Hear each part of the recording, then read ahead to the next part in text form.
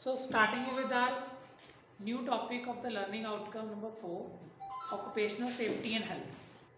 तो occupational safety and health है क्या, जिसको हम शॉर्ट फॉर्म में OSH बोल रहे हैं.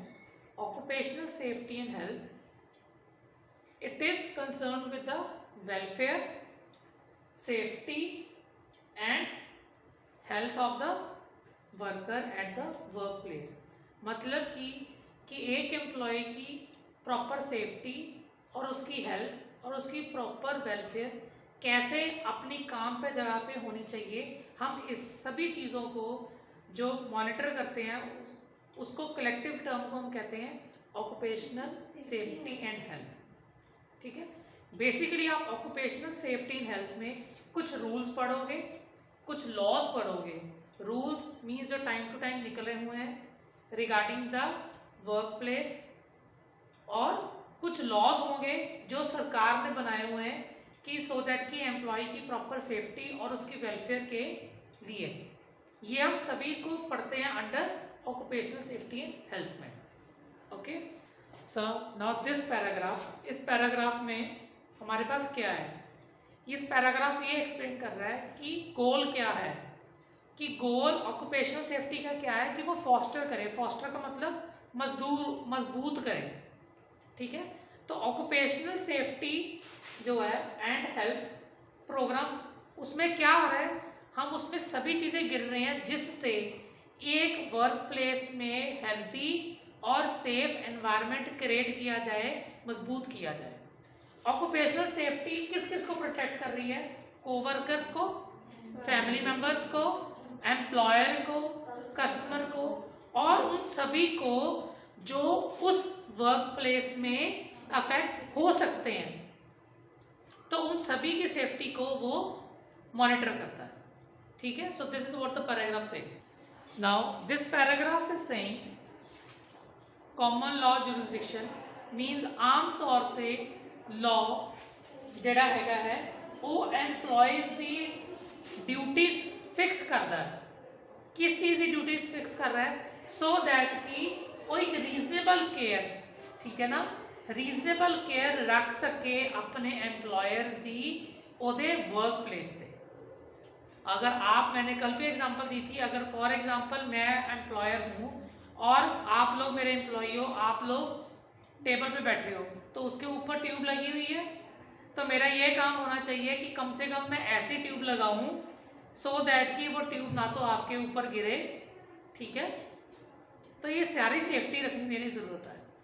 तो ऑक्यूपेशनल सेफ्टी में जो लॉ है, मैंने जैसे बताया था, कुछ रूल्स आएंगे, कुछ लॉज आएंगे.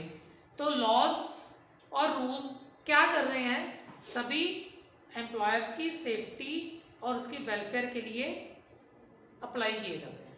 ओके, एरिया टू एरिया वो डिफरेंट कर सकते हैं. ज्यूरिसडिक्शन टू ज्यूरिसडिक्शन जो वर्ड था उसका मतलब ये है कि वो एरिया स्पेसिफिक हो सकते हैं, कि किसी एरिया पे वो लॉ किसी एक मैटर का कर रहा है, किसी एरिया पे वो किसी और तरीके का है, but all are dedicated towards the safety and health of the employ. Clear?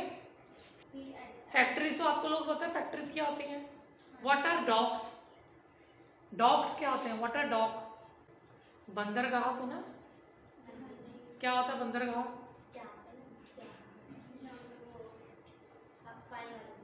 तो जो पानी वाले जहाज जहाँ पे आके खड़े होते हैं और अपलोडिंग एंड डाउनलोडिंग की जाती है सामान की, तो वो किसी बंदरगाह पे आके खड़े होंगे. सामान कैसे उतारोगे या लोड करोगे, तो वो जहाँ पे खड़े होते हैं उनको डॉग कहते हैं. इंडिया के विचकार लेबर मिनिस्ट्री है जो है, ये कल पॉइंट किसका था, तो इंडिया में लेबर मिनिस्ट्री है जो फॉर्मुलेट करती है, मींस बनाती है ऑक्यूपेशनल सेफ्टी के ऊपर जो लॉज बनाने हैं वो लेबर मिनिस्ट्री बनाती है. जैसे आपके एजुकेशन के नॉर्म्स कौन बनाएगा, ठीक है ना, ministry of HRD, ministry of personnel.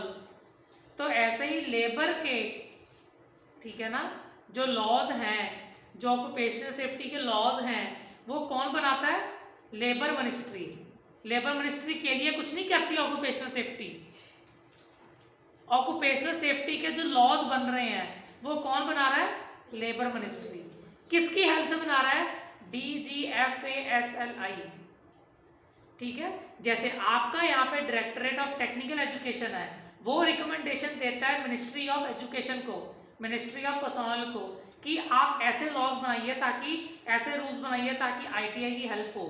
तो इसीलिए डायरेक्टरेट जनरल जो है ये रिकमेंडेशन देता है मिनिस्ट्री को, कौन सी मिनिस्ट्री को? लेबर मिनिस्ट्री को, कि ऐसे रूल्स बनाइए।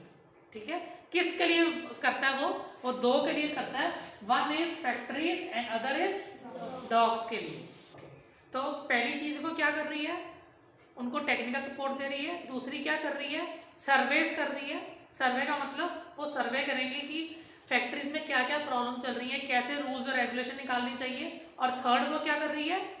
Training of employers, training of employees, training of staff regarding occupational safety.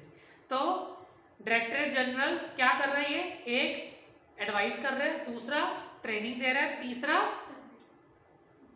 Support in terms of क्या कर रहा है? तीसरा सर्वेस। क्लियर? तो हमारे आजादी के बाद 1980 तक हमारे पास कुछ ज्यादा रूल्स नहीं थे फैक्ट्रीज को गवर्न करने के लिए।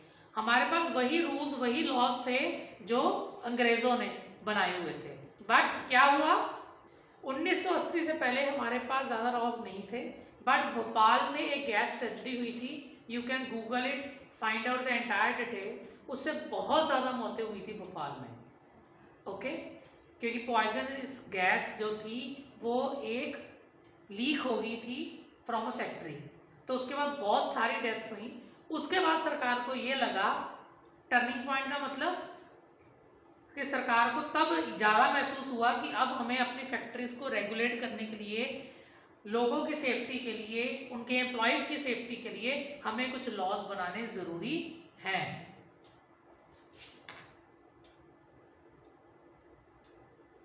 ये कुछ लॉज हैं जो टाइम टू टाइम गवर्नमेंट ने बनाए हैं। ठीक है, जैसे फैक्ट्रीज एक्ट आपके लिए बहुत इंपॉर्टेंट है क्योंकि आपके ऑक्यूपेशनल सेफ्टी एंड हेल्थ में 1948 का फैक्ट्री एक्ट इंक्लूडेड है। तो हम उसे डिटेल में स्टडी करेंगे फैक्ट्री एक्ट कहता क्या क्या है in terms of occupational safety. ठीक है, माइंस एक्ट 1952 है, इंसेक्टिसाइड्स एक्ट है, ऐसे बहुत से एक्ट हैं जो आप लोगों को आगे पढ़ने की जरूरत पड़ेगी। Okay, mining, factories, ports and construction. तो माइनिंग क्या होती है? मैंने यहाँ पे लिस्ट की है, यहाँ पे मैंने क्या लिस्ट की है? कुछ लॉज की हैं। ठीक है, ये लॉज ज्यादातर किस चीज के लिए हैं? ऑक्यूपेशनल सेफ्टी के लिए। बट ये 4 सेक्टर्स पे फोकस कर रहे हैं। 4 सेक्टर मीन्स 4 तरीके की फैक्ट्रीज पे। ठीक है, फैक्ट्रीज, अब आप सेक्टर समझ नहीं पा रहे, सेक्टर क्या होता है? Collection of factories is called as a sector. ठीक है, तो माइनिंग सेक्टर पे, फैक्ट्रीज पे, पोर्ट्स पे मैंने आपको डॉक्स बता दिए, और कंस्ट्रक्शन पे। ज्यादातर हमारे लॉज इन 4 सेक्टर्स पे अभी तक बने हैं। ठीक है, एक माइनिंग पे, माइनिंग क्या होती है? क्या होती है माइनिंग? वो एग्रीकल्चर होती है। देख लो वोकैबुलरी कितनी कमजोर है। माइनिंग का मतलब है जहां से चीजें निकाली जाती हैं, जिन्हें खदान कहते हैं, खदान कहते हैं, तो उसे माइनिंग कहते हैं।